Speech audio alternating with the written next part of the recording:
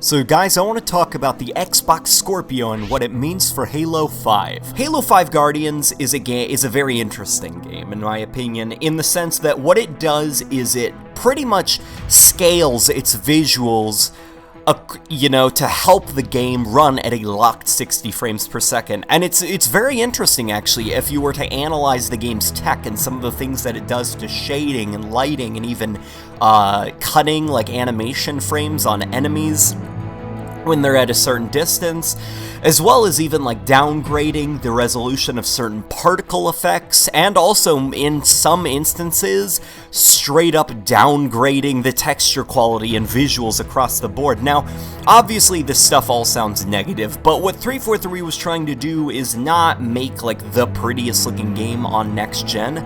They were trying to make the most stable game on next gen, and while they definitely succeeded, Halo 5 runs at a locked 60 frames per second, and it's really remarkable that it does, because not a lot of console games aim for 60 frames per second and stay locked at that. Even the new Doom game, which runs relatively well, I even find it has a few frame rate hitches here and there on the Xbox One. So what Phil Spencer, the head of Xbox, basically said is, on the Xbox Scorpio, if 343 wanted to, and since they're a Microsoft studio, chances are they will do this feature definitely, is you will be able to play Halo 5 Guardians at the max resolution. No, downgrading or anything of the resolution stuff, no resolution scaling. It will be at max all the time, because the Xbox Scorpio is essentially as of right now, the world's most powerful video game console. Surprisingly enough, even beating the PS4 and the PS4 Neo,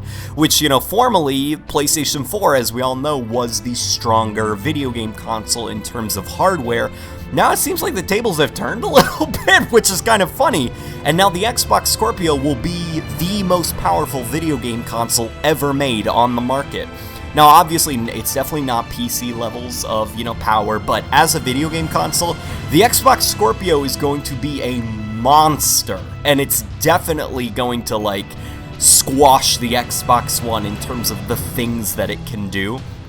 And so, one of the many things, that Phil Spencer talked about was, if developers want to, they can include a patch which basically makes the game run at everything set to max. It'll look as pretty as it wants, because the Xbox Scorpio will be easily able to run that. And I've actually talked to a few people who actually say that what 343 might do for the Xbox Scorpio is unlock some of the higher graphical fidelity options for Halo 5 on the Xbox Scorpio. So those people that saw the E3 presentation of Halo 5 back in 2015 and saw the better looking Promethean death animations, those people who played the Halo 5 beta and saw how much better the lighting engine was and stuff, we might see that return with the Xbox Scorpio, because they will have way more horsepower than they did with the original Xbox One. And so I guess now the question for you guys is, what do you think? Do you want this to happen? Do you want to see Halo 5